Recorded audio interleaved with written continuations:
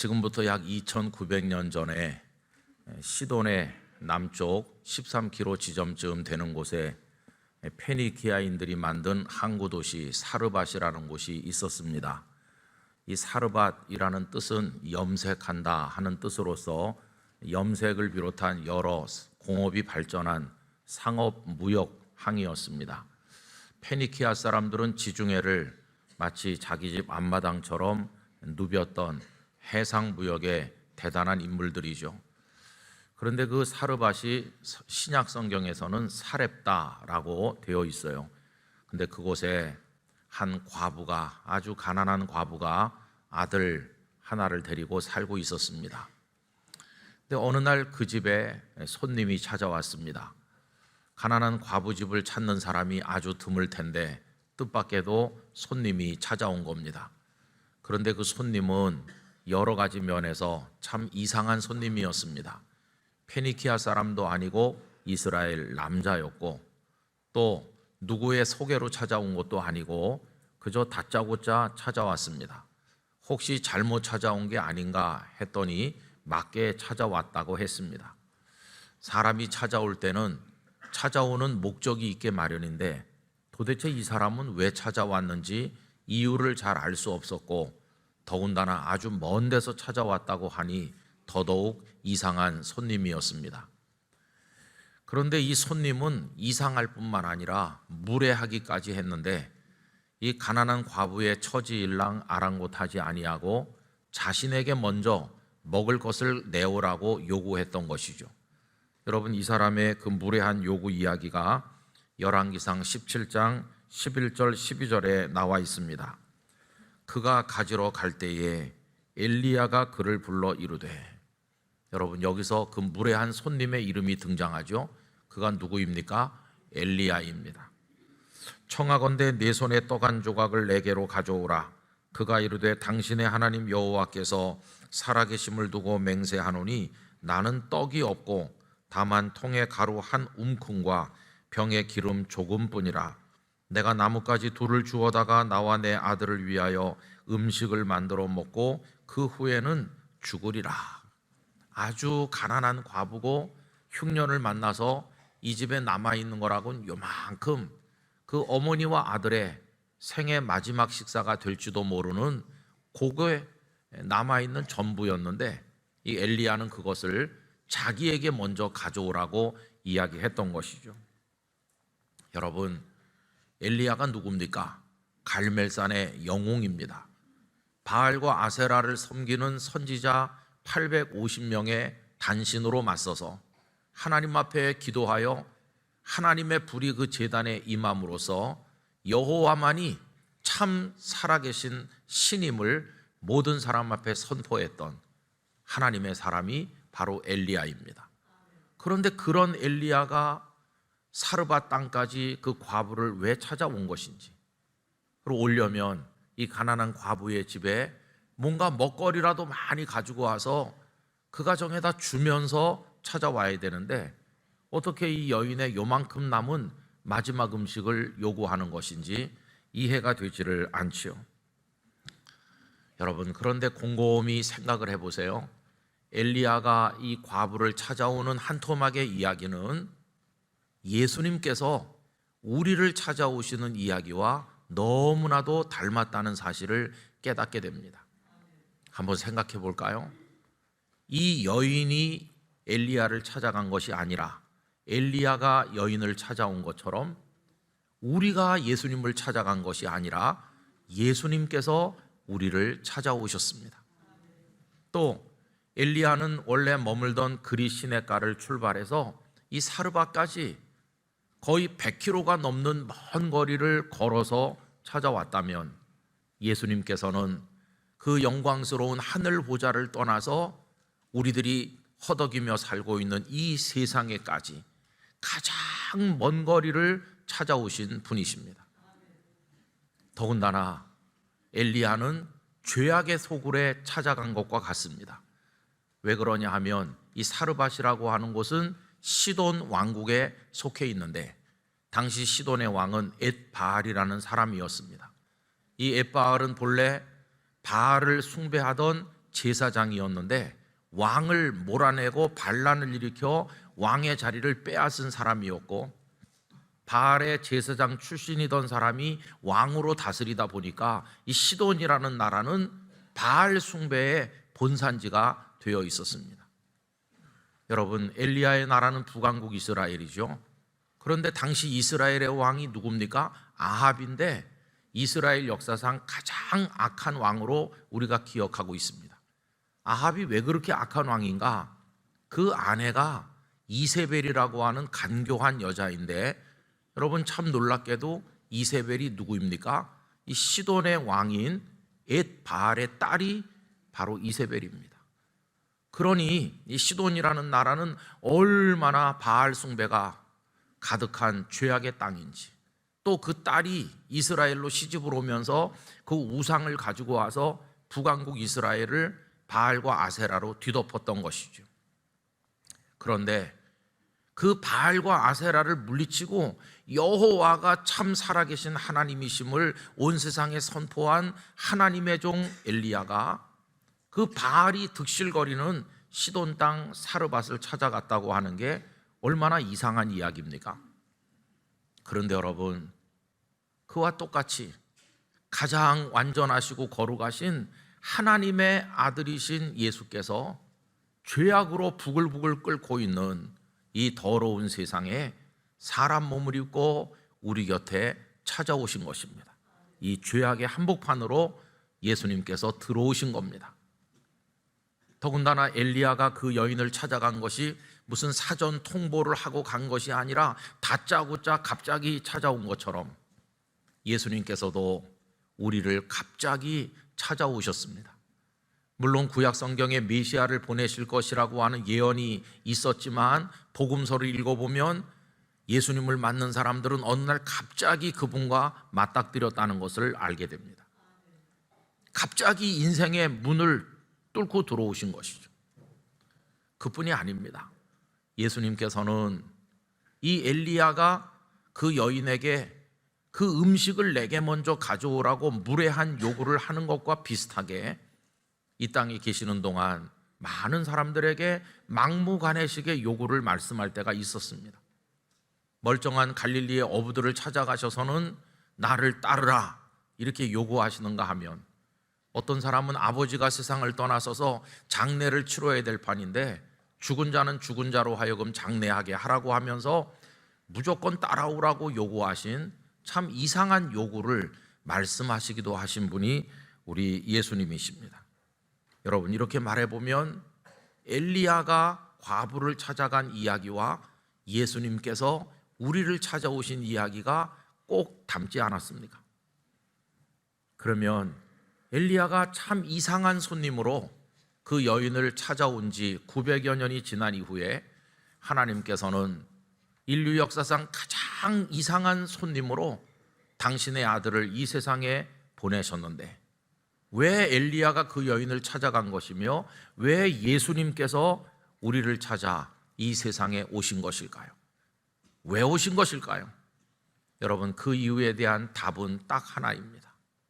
그건 다른 게 아니라 말할 수 없는 하나님의 사랑으로 은혜를 주시기 위해서 오신 것입니다. 다른 말로 바꿔 말하면 멸망할 죄인들을 구원하시기 위해서, 멸망할 사람들을 살려내시기 위해서 오신 것입니다. 엘리야가 그 과부의 집을 찾아가므로 과부와 그 아들이 살게 되었으니 이게 은혜인 것처럼 예수님께서 이 땅에 오심으로 우리가 살게 되어 하나님의 자녀가 되었으니 이보다 더 큰 은혜가 어디 있겠습니까?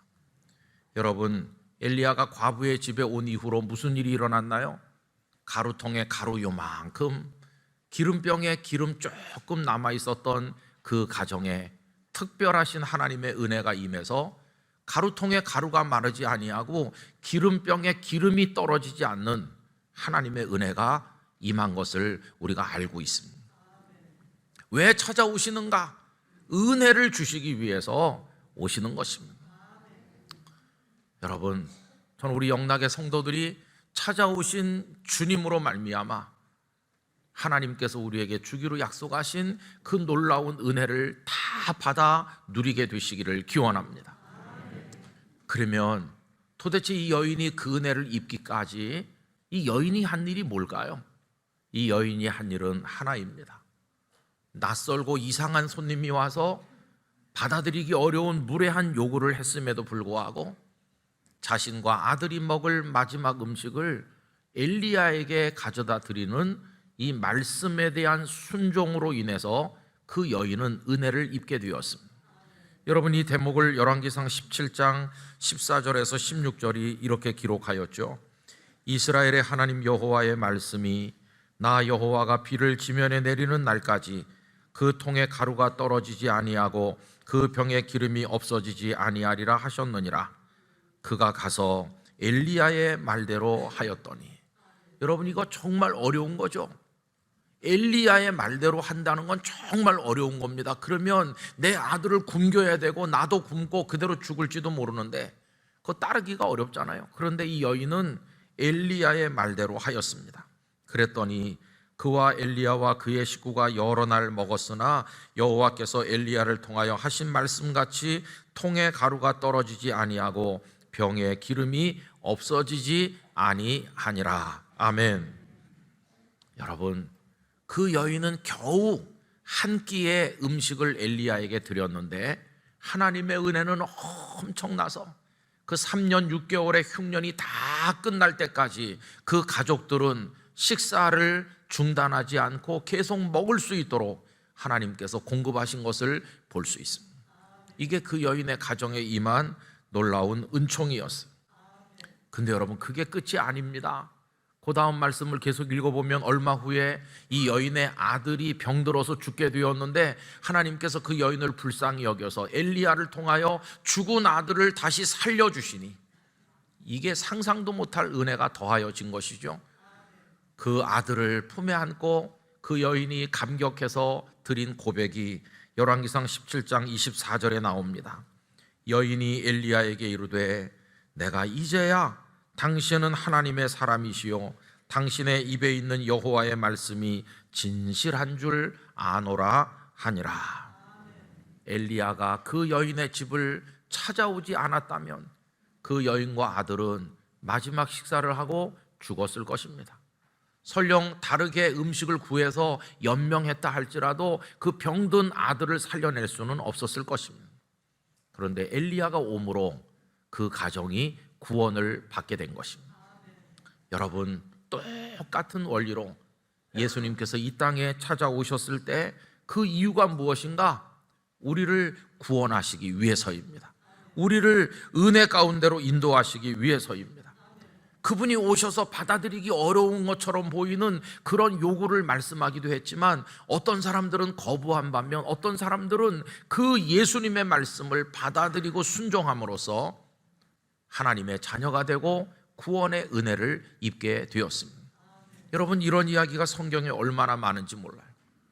갈릴리 호반에서 그물을 정리하던 몇몇 남자들은 다짜고짜 나를 따르라고 하시는 그분의 말씀을 거절하지 아니하고 배와 그물을 버려두고 그분을 따라 나섬으로써 예수님의 제자가 되는 놀랍고 놀라운 은혜와 영광을 입지 않았습니까? 그리고 정혼한 처녀, 이제 남편과 살게 될 날만 손꼽아 기다리고 있었던 이 나사렛의 마리아에게 천사 가브리엘이 와서 처녀가 아들을 낳을 것이라고 하는 청천벽력 같은 말씀을 하면서 그걸 은혜라고 이야기했는데 마리아는 그걸 거역하지 아니하고 받아들인 것을 보게 됩니다. 누가복음 1장 30절 31절입니다. 천사가 이르되 마리아여 무서워하지 말라. 내가 하나님께 은혜를 입었느니라. 보라, 내가 잉태하여 아들을 낳으리니 그 이름을 예수라 하라. 처녀가 아이를 낳다니 죽을 수도 있는데 이 천사는 그걸 은혜라고 표현하면서 은혜가 너에게 임했다고 이야기하였습니다. 그때 마리아는 거절하지 아니하고 주의 여종이오니 말씀대로 내게 이루어지이다. 이 어려운 요구를 받아들였을 때 예수님의 어머니가 되는 영광을 얻게 되었습니다.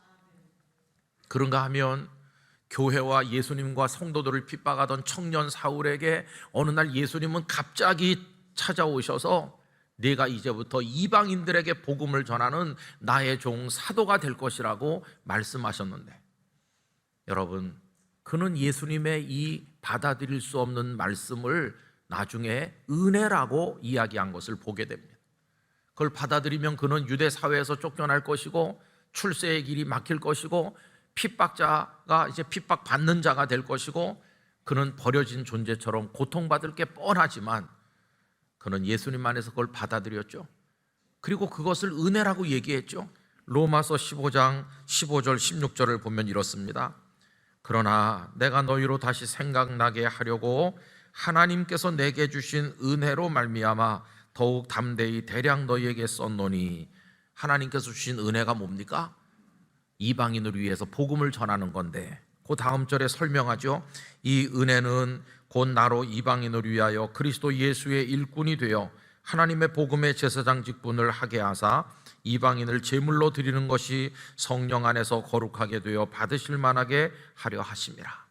이방인의 사도로 복음을 전하다가 얻어맞고 감옥에 갇히고 죽을 고비를 넘기고 말할 수 없는 핍박을 받았지만은 그는 이것을 은혜로 받아들임으로 말미암아 위대한 복음의 사람 사도 바울로 우뚝 서게 된 것을 우리가 알고 있습니다. 그런가 하면 마게도냐와 고린도 지역에, 그 아가야 지역에 살고 있던 성도들에게는 예루살렘의 가난한 이들을 위해서 헌금을 드리라고 하는 명령이 주어졌는데, 그들도 가난한데 다른 이들을 위해서 헌금하라고 했을 때 이들은 그것을 은혜로 받아들였습니다. 주머니를 털어 바치는 걸 은혜로 생각하였죠. 고린도후서 8장 6절과 7절입니다. 그러므로 우리가 디도를 권하여 그가 이미 너희 가운데서 시작하였은즉 이 은혜를, 주머니를 털어 바치는 이 은혜를 그대로 성취하게 하라 하였노라. 오직 너희는 믿음과 말과 지식과 모든 간절함과 우리를 사랑하는 이 모든 일에 풍성한 것 같이 이 은혜에도, 헌금을 들여서 어려운 일을 돕는 일에도 풍성하게 할지니라.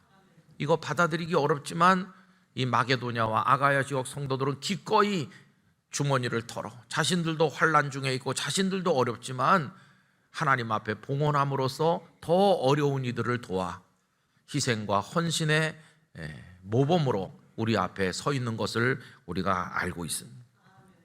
여러분, 복음서를 비롯한 성경의 말씀이 우리에게 가르치는 건 이것입니다. 왜 하나님의 아들 예수님께서 그 멀고 먼 하늘나라로부터 이 땅까지 오셨는가? 그리고 왜 우리에게 받아들이기 어려운 요구를 때때로 말씀하시는가? 그래서 우리가 그것을 아멘으로 받아들이고 그분께 나가면 우리에게 주어지는 건 무엇인가? 그것을 우리에게 보여주는 것인데, 누구든지 주님께로 나가 찾아오시는 그분을 영접하고 그분의 말씀을 따르면 하나님께서 우리에게 주실 놀라운 구원의 은혜, 하나님의 자녀가 되는 축복, 영원한 생명, 그것을 우리 모두가 얻게 될 줄로 믿습니다. 그걸 위해서 예수님께서는 이 땅에 찾아오신 것입니다. 여러분, 그런데 사람들은 다 예수님을 영접했나요? 예수님을 받아들였나요? 그분의 어려운 말씀을 아멘으로 수용했나요? 그렇지 않습니다. 많은 사람들은 예수님을 거절했어요. 예수님을 쫓아냈습니다. 그 가슴 아픈 쫓아내는 이야기가 오늘 본문입니다. 누가복음 4장의 오늘 말씀은 예수님께서 어린 시절 성장하셨기 때문에 고향이라고 말해도 좋을 나사렛의 회당에 가셔서 어느 안식일에 말씀을 읽으셨죠. 그날 예수님께서 읽으신 말씀은 구약 성경의 대표적인 메시아 예언이라고 할 수 있는 이사야서 61장 1절 이하의 말씀이었는데, 그 말씀을 봉독하시고 앉으셔서 회당에 있는 사람들을 바라보셨습니다. 회당에 앉아있던 그 사람들은 예수님께서 어리셨을 때 같이 지내고 이웃에 있던 주민들이었습니다. 그 주민들도 예수님을 잘 알고 있었습니다. 그런데 예수님께서는 그 메시아 예언의 말씀을 읽으신 이후에 참 놀라운 말씀을 그들에게 주셨습니다. 여러분, 오늘 본문 21절을 보십시오. 이에 예수께서 그들에게 말씀하시되 이 글이, 방금 읽은 그 말씀이 오늘 너희 귀에 응하였느니라 하시니. 여러분, 이사야서 61장 1절로 4절까지 말씀은 메시아에 관한 유명한 예언인데, 그 메시아 예언이 오늘 여기서 이루어졌다고 선언하시는 게 무슨 뜻입니까? 당신들이 바라보고 있는 내가, 이웃집 사람처럼 바라보던 내가, 당신들이 목수 예수로 알고 있는 내가, 당신들이 기다리던 독생자, 당신들의 메시아다 하는 것을 선언해 주신 것이었습니다. 여러분, 이걸 받아들이기가 쉽지 않았겠죠. 그들은 예수님을 거절하였습니다. 왜냐하면 그냥 목수 요셉의 아들이고 자신도 목수로 살았던 저 예수가 어떻게 우리가 기다리던 메시아일 수 있는가? 그들은 예수님을 배척하였습니다. 그러자 예수님께서는 이런 말씀을 하셨죠. 이스라엘 땅에 과부가 많았지만 그 엘리야 시대 흉년 속에서 하나님의 은총을 입은 과부는 이스라엘의 과부가 아닌 사르밧 땅의 이방 여인 한 사람뿐이었고, 엘리사 때 이스라엘 땅에도 나병 환자가 많았지만 하나님의 은혜를 입어 병에 고침을 입은 사람은 수리아 아람의 군대 장관 나아만 한 사람뿐이었다. 핏줄이 아브라함의 핏줄이라고 무조건 다 은혜를 받고 메시아를 맞이해서 구원받는 게 아니라 하나님의 특별한 은혜가 임하는 사람들에게만 그런 역사가 이루어지는 것이다. 그걸 이야기하시죠. 여러분, 오늘 본문 25절부터 보십시오. 내가 참으로 너희에게 이르노니 엘리야 시대에 하늘이 3년 6개월간 닫히어 온 땅에 큰 흉년이 들었을 때에 이스라엘에 많은 과부가 있었으되 엘리야가 그중 한 사람에게도 보내심을 받지 않고 오직 시돈 땅에 있는 사렙다의 한 과부에게 뿐이었으며, 또 선지자 엘리사 때에 이스라엘에 많은 나병 환자가 있었으되 그 중에 한 사람도 깨끗함을 얻지 못하고 오직 수리아 사람 나만 뿐이었느니라. 여러분, 누구에게 은혜가 임하는 것입니까? 누구에게 은혜를 가진 이가 찾아가는 것입니까?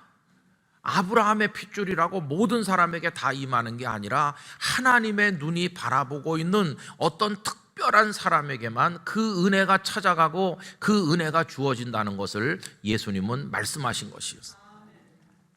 그런데 그 은혜를 입은 사람은 이스라엘 사람들이 아니었다는 것이에요. 이방의 가난한 과부, 이방의 어떤 군대 장관, 이들 뿐이었다는 것이에요. 여러분, 만약에 엘리야가 그 과부를 찾아가지 않았더라면 이 여인은 어떻게 될 뻔했나요? 찾아왔을 때 엘리사가 나아만이라는 장군을 물리치고 그의 병을 치료하지 않았더라면 이 사람 어떻게 되었을까요? 그런데 하나님의 긍휼과 자비는 이 여인의 집에까지 엘리야를 보내는 것으로 나타났고, 여인은 그 방문을 기꺼이 받아들였고, 그리고 나아만이 찾아왔을 때 하나님께서는 엘리사를 통하여 그의 나병을 고쳐주신 것을 알지 않습니까?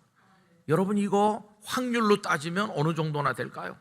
많은 과부들이 있었고 많은 나환자들이 있었는데 하나님께서 그 중에 나에게 은혜를 주시는구나.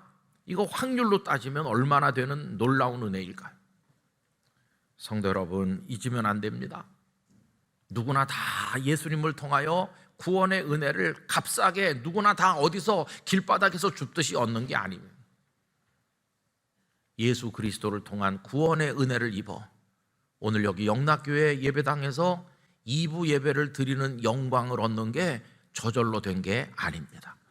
얼마나 특별하신 하나님의 손길과 사랑이 우리에게 있었기에 가능한 것인지 여러분, 그걸 절대로 잊으시면 안 될 것입니다.